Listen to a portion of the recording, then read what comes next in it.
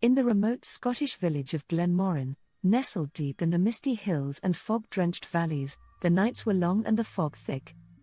Locals had always whispered of the ancient creatures that roamed the hills, but to the outside world, Glenmorin was just another sleepy village. That was, until the night of the storm. The village was already shrouded in mist when the storm rolled in. The wind howled as if it carried the spirits of the old highlands, and the villagers huddled indoors, away from the treacherous elements. But in the farthest corner of the village, a young man named Callum stood by his window, looking out into the dark expanse of the moors beyond. Callum had heard the old tales, the stories of the selkies that danced along the shore, the kelpies that lurked beneath the surface of the lochs, and the wolvers, human-like creatures that roamed the forests by night. But he had always dismissed them as mere legends, passed down through the generations to scare children. Until that night. Through the window, he saw movement.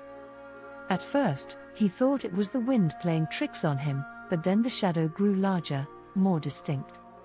It wasn't just a passing animal, it was something bigger. Something that moved with purpose.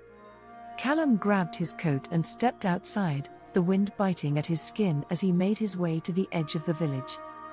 The air was thick with fog, but the silhouette of the creature was unmistakable, a hulking figure moving toward the village, dragging something heavy behind it. As the creature drew closer, Callum's heart pounded in his chest. It was a wolver, half man, half wolf, its shaggy coat blending with the darkness. Its eyes glowed faintly in the dim light, and its breath steamed in the cold night air. The creature's massive claws scraped against the cobblestones, the sound echoing through the deserted streets. Callum tried to move, to run back to the safety of the village, but his legs felt like lead. The creature stopped just short of him, its gaze piercing and cold. It opened its mouth, revealing rows of sharp teeth. But instead of attacking, it spoke in a gravelly voice. "You shouldn't be out here, lad. The mist holds more than it lets on."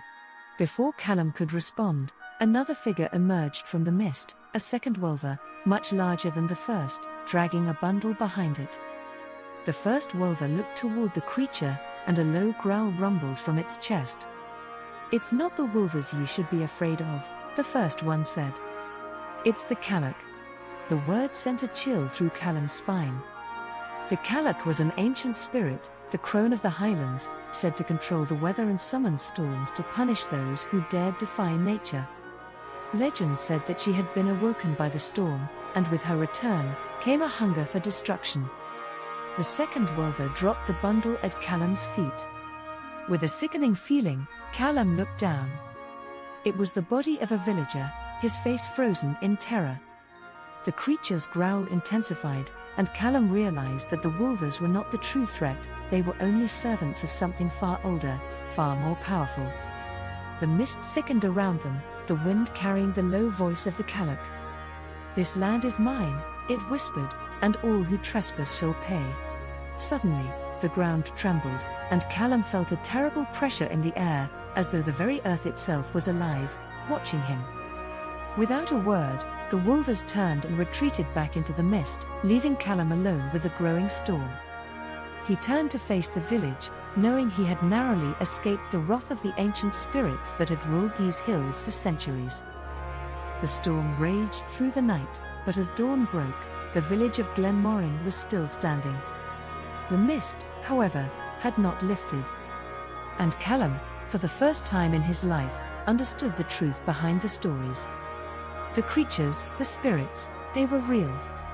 And Glenmorin was their domain. In the days that followed, the villagers would speak of the storm and the night Callum encountered the wolvers. But the legends, the old stories, would take on a new weight, for now they all knew that the misty hills of Glenmorin held far darker secrets than anyone had ever imagined. And the Calach was just beginning to wake.